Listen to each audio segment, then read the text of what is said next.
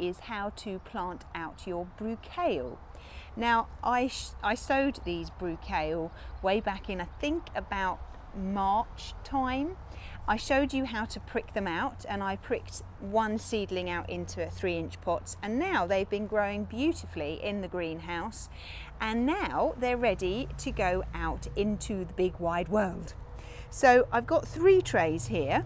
And as you can see, they're all growing really, really well. They're all about 4 inches tall. Some are a little bit taller. So they are definitely ready to go outside now. Now you can put your Brukale outside from about the beginning of May, but it's near the end of May now. And Mark and I have spent the morning filling up this raised bed with soil. So now this is filled. Now I can start to plant these outside, so it's all jolly exciting. Now, Brukale is a cross between Brussels sprouts and kale. We call them Brukale, sometimes they're called flower sprouts, sometimes they're called Kalettes, and sometimes they have other names as well. But basically what they are, they will grow like a Brussels sprout, but whereas a Brussels sprout stays closed, these will open and they look like a flower. And they're great once you've harvested them. They're great if you just saute them. You can roast them. They're really nice when they're roasted in the oven because they go slightly crunchy on the outside, but they're really, really nice. So I am now going to show you how to plant these in the ground. Now I've just put in a line just because I want to make sure that I get them nice and straight.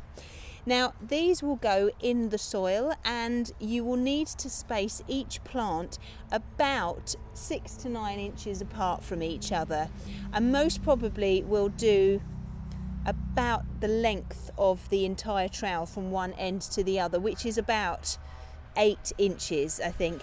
Now they will bush up quite a lot, and any more than about 9 inches I just think is a bit of a waste of soil. So all we need to do is we need to dig a nice hole. Now because these plants get quite tall, we need to put them in the soil as low as we possibly can.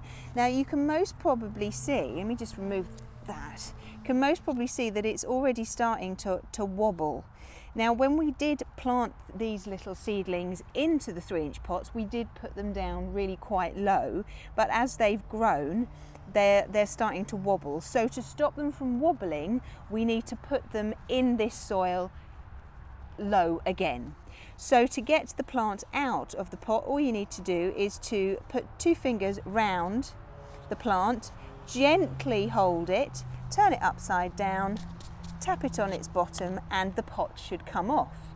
Now hopefully you can see there are loads of lovely roots there. It's been growing very well, so it is ready to come out into the soil.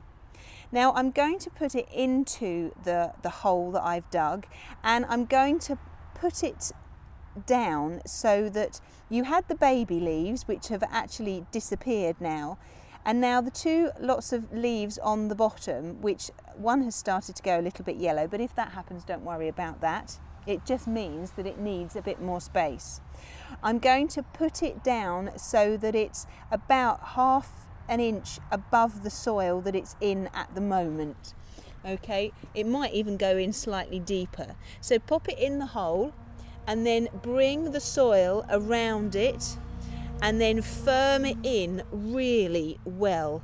And now you can see, hopefully you can see, that it's nice and sturdy now.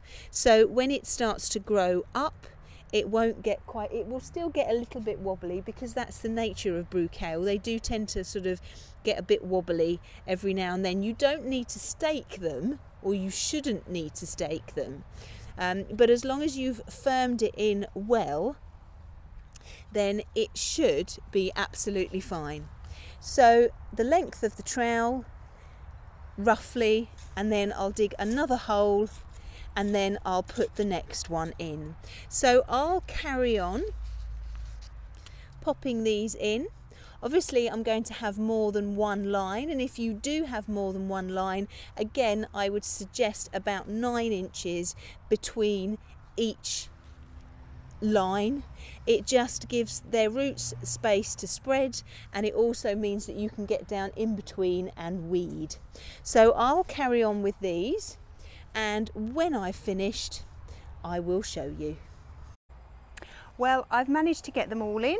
I've got 1, 2, 3, 3.5 rows, and they're all quite happy in there. All I need to do now is to give them a really good water and protect them from the slugs, whichever way you feel works best for you. I would also suggest that you protect them from pigeons. I'll need to protect them from the pheasants. Not that we've had pheasants in, but there are pheasants about, and I'm sure they'll figure out where they are. So either net them or put lots of bottles or flashy CDs or whatever works best for you over the top of them. Brassicas need to be protected both ways, from the ground level and also from above, poor little loves. So I will do that, and hopefully they will grow really, really well, and soon we'll be harvesting some little Brukales and eating those, which will be really exciting because I do like them. Well, I hope you found that useful, and I look forward to seeing you soon. Bye bye.